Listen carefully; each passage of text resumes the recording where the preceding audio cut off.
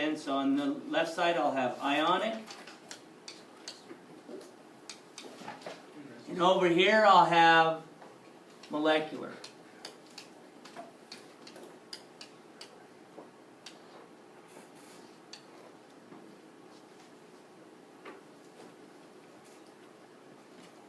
Strong attraction between atoms.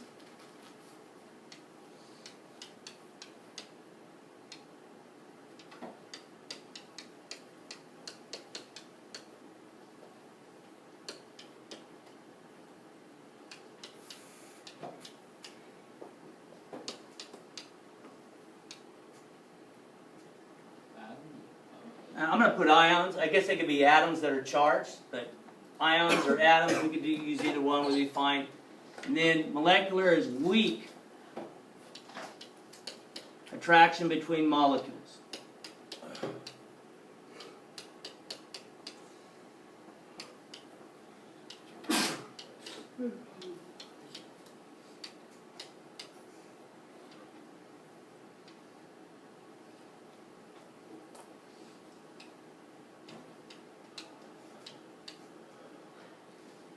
Okay?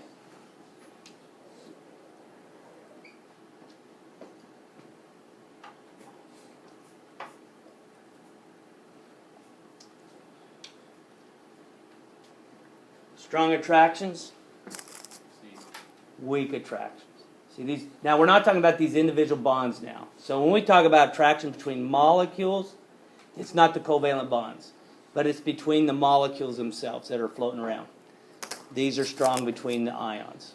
Okay? So what does that cause? That causes ions to be high melting points and boiling points.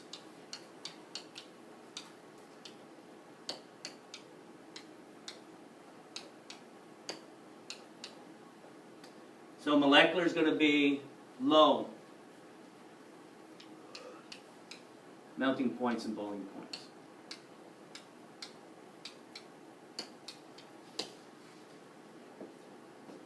So when you do your lab, you're going to have some things melt at lower points. If they melt at lower points, they're probably going to be molecular. If they don't melt, they're going to be ionic. We get to use a burner. You get to use burners. Yeah. Get to use burners.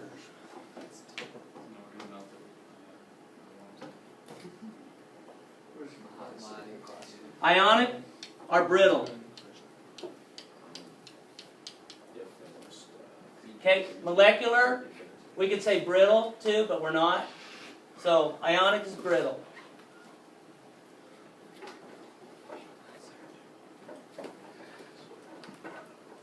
Ionic is non-conductor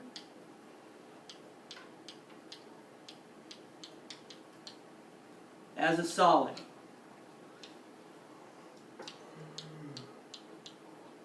Okay.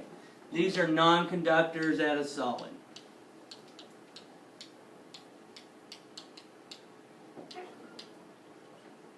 Only as a solid?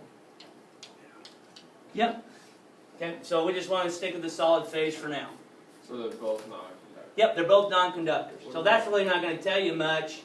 Now, it will differentiate between it and a metal. So something that's metallic will conduct electricity. So if you get something that conducts electricity as a solid form that's in your sample, then right away you can probably say, that's metallic bonding, these are not. Okay? So the one I'm not giving you is metals. So they can differentiate these two away from the metal. Okay? So I'm going to go ahead and add something here. I'm going to say this dissolves in water. Dissolves well in water. Ionic does most of the time.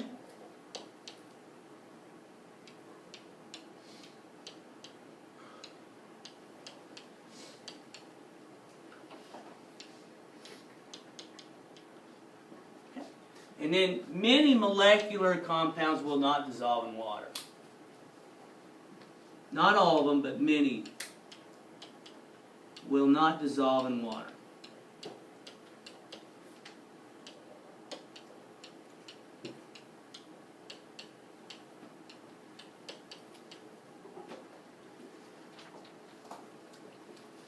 Okay?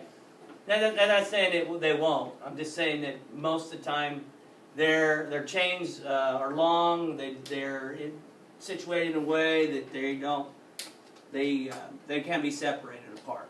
Okay, so when these dissolve in water, they conduct electricity. So ions, when they dissolve in water, they conduct electricity. So let's say conduct electricity as a solution.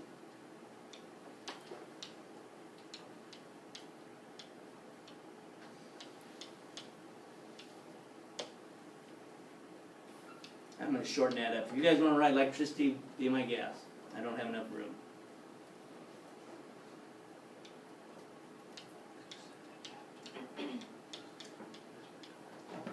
And then this side, they do not conduct electricity when dissolved.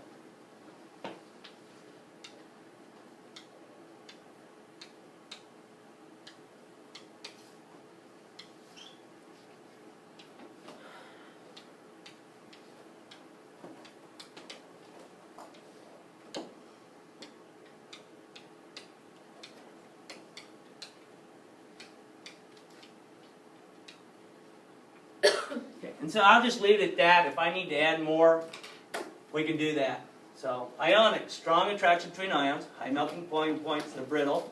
Non-conductors is a solid. They dissolve well in water for the most part, and they conduct electricity in a solution. Molecular chromatography, there are weak attraction between molecules. There's low melting points and boiling points because of that. They're conductors, non-conductors as a solid.